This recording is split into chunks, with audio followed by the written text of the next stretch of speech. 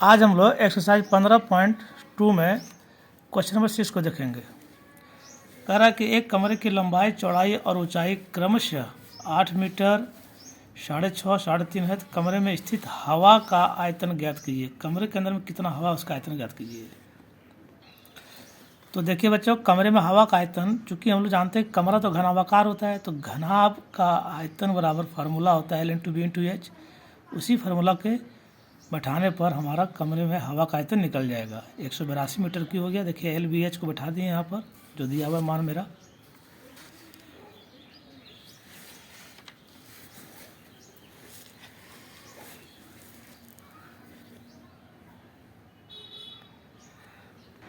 Question number 7 देखिए, घनाभ की विमाएँ 60 centimetre, 54, 30 है। इस घनाभ के अंदर 6 सेंटीमीटर भुजा वाले कितने छोटे घन रखे जा सकते हैं। देखिए घनाभ की विमाएँ दिया हुआ है, 60 लंबाई, 54 हो गया आपका चौड़ाई, 30 ऊंचाई हुआ। इसके अंदर में एक छोटा सा घन जिसकी भुजा 6 सेंटीमीटर रहेगा, ये कितने घन रखे जा सकते हैं। तो देखिए सबसे पहले हम लोग क्या करेंगे, इस घनाभ का आयतन निकालेंगे। फार्मूला होता है L/V/H। 60, 54 और 30 को मैंने बैठा दिया जो दिया हुआ था विमाएँ। और घन का आयतन होता है भुजा क्यू, यानी कि L क्यू। तो भुजा 6 है, 6 का क्यू, 6 गुना 6 गुना 6 3 बार ले सकते हैं। अब देखिए हम लोग क्या करेंगे, इसको यदि गुना तो कर दें, इतना हो गया। यदि नहीं भी गुना करेंगे तो पहले इसको हम लोग इसी तरह रखेंगे और भागा देने का प्रयास करेंगे। इसलिए छोटे घनों की संख्या क्या आ जाएगा, घनाभ का आयतन जो निकला उसमें घन का आयतन से भागा दे देंगे। देखिए अब इसको हटा दीजिए, इससे क्या होगा, कैलकुलेशन छोटा हो जाएगा। अब यहाँ देखिए कट सकता है, 6 10 60 एक कट गया, 6 9 54 एक कट गया, और 6 5 30 एक कट गया। अब हम लोग यदि इसको गुना कर देंगे, 10 9 90, 9 5 45, 450 घन रखा जा सकता है। देखिए इससे सुविधा हो गया। और यदि इस तरह से करते तो इतना को गुना किया 97,200 हुआ। इसको अलग गुना करते, फिर इसको भागा देते। लेकिन कैलकुलेशन जितना स्मार्ट तरीके से किया जाए उतना ज़्यादा प्रश्न बनाने में आसानी होगी। प्रश्न 8 को देखिए, 56 सेंटीमीटर, 0.4 मीटर, 0.25 मीटर माप वाले कार्टून का बॉक्स है में 7 सेंटीमीटर, 5 सेंटीमीटर, 2.5 सेंटीमीटर माप की कितनी साबुन की टिकिया रखी जा सकती है। साबुन का जो टिकिया होता है, छोटे छोटे साबुन, वो कितना साबुन रखा जाता है इस माप वाले बॉक्स में। यहाँ देखिए ये सारा जो दिया हुआ माप सेंटीमीटर दिया हुआ साबुन की टिकिया का, और जो कार्टून का बॉक्स है उसमें देखिए यहाँ सेंटीमीटर दिया हुआ, यहाँ और यहाँ मीटर में दिया हुआ। तो बनाने में कठिनाई होगी, इसको और इसको भी सेंटीमीटर बदल देंगे, तब जाकर परेशानी नहीं होगी, सब सेंटीमीटर में हो जाएगा। आइए हम लोग 0.4 मीटर को यदि सेंटीमीटर बदलेंगे तो 0.4 गुने 100 बराबर ये क्या हो जाएगा आपका 40 सेंटीमीटर। और 0.25 मीटर को यदि हम लोग सेंटीमीटर में बदलेंगे तो 100 से गुना होगा, तो ये होगा आपका 25 सेंटीमीटर। ये भी सेंटीमीटर, ठीक है, सेंटीमीटर बदल दिए। अब साबुन की टिकिया संख्या क्या लिख दी है हम, कार्टून बॉक्स की विमाएँ, ये जो दिया हुआ विमाएँ 100 बटे भाग में साबुन की विमाएँ। अब देखिए ये आपका देखिए 56 है, तो 56 हो जाएगा। अब 0.4 की जगह हम लोग इसको लिखेंगे, 40 सेंटीमीटर हो गया ना, 40 लिखेंगे।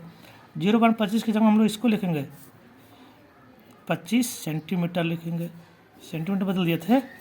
और साबुन का माप दिया हुआ आपका 7 गुने 5 गुने 2.5 दिया हुआ है। अब यहाँ देखिए 1 दशमलव रह गया है। अब ये थोड़ा सा मेरा काम बिगाड़ेगा, तो इसको भी हटा दिए, उसके बदले में नीचे ऊपर में हम लोग क्या कर देंगे 10 दे देंगे। अब यहाँ से हम लोग काट सकते हैं, 7 8 56 कट गया, 25 8 40 कट गया, और 25 और 25 एक कट गया, तो बचा क्या 8 8 64, और 64 को 10 से गुना करेंगे तो 640 साबुन रखेगा, टिकिया साबुन आपका आंसर हो जाएगा। देखिए 9वां नंबर क्वेश्चन देखिए, यदि किसी घन के प्रत्येक किनारे को तिगुना कर दिया जाए तो इसके पृष्ठीय क्षेत्र में कितना गुनी वृद्धि होगी और इसका आयतन में कितना गुनी वृद्धि होगी। देखिए मैंने एक घन बनाया है फिगर में, इसका पृष्ठीय घन के किनारे जो किनारा है उसको यदि तिगुना कर दिया जाए, देखिए मैंने माना है घन का किनारा बराबर x, और तिगुना करने पर किनारा हो जाएगा आपका 3x। अब देखिए हम लोग, अब देखिए घन का पार्श्व पृष्ठीय क्षेत्र बराबर फॉर्मूला 4l² होता है, तो 4 × l की जगह हम लोग क्या ले सकते हैं 3x। ये आपका हो जाएगा 4 × 9x², 36x² हो जाएगा। ये आपका किनारा को तिगुना करने पर 36 आया था। और यदि किनारा तिगुना नहीं करते तो यहाँ पर हम लोग लिखेंगे क्षेत्रफल बराबर सिर्फ आपका होता 4x², चूँकि 4l² है पृष्ठीय क्षेत्रफल, तो x के l की जगह में x हो गया 4x²। अब देखिए कितना गुना हुआ, यहाँ 4x² है, यहाँ 36x² है। इसको हम लोग क्या करेंगे, 36x² को 4x² से भागा कर देंगे तो ये 9 बार में कट जाएगा, तो 9 गुना पृष्ठीय क्षेत्रफल में वृद्धि होगी। अब देखिए दूसरा नंबर कह रहा है कि इसका आयतन में कितना गुना वृद्धि होगी। देखिए घन का आयतन वाला फार्मूला होता है L3, तो L की जगह में x था, x माने थे हम लोग, तो आपका हो गया x3, ये आयतन निकला।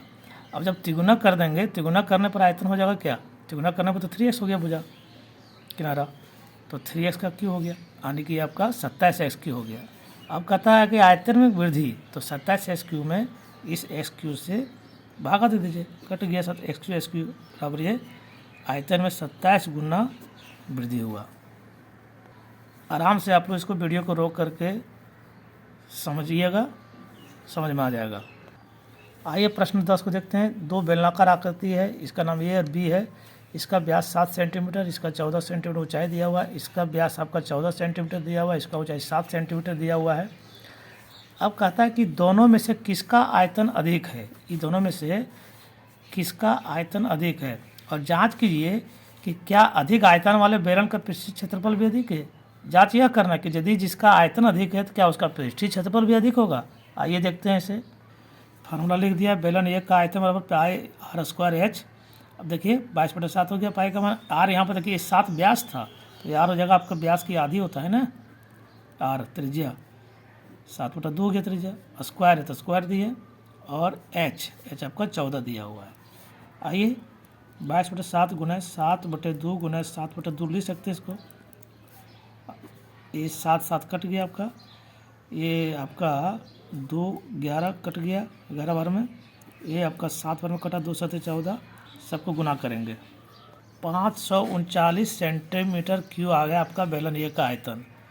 यहाँ पर लिख दीजिएगा कि ये 7 जो है ना, ये आपका व्यास था, यानी कि r बराबर आपका 7/2 हो गया।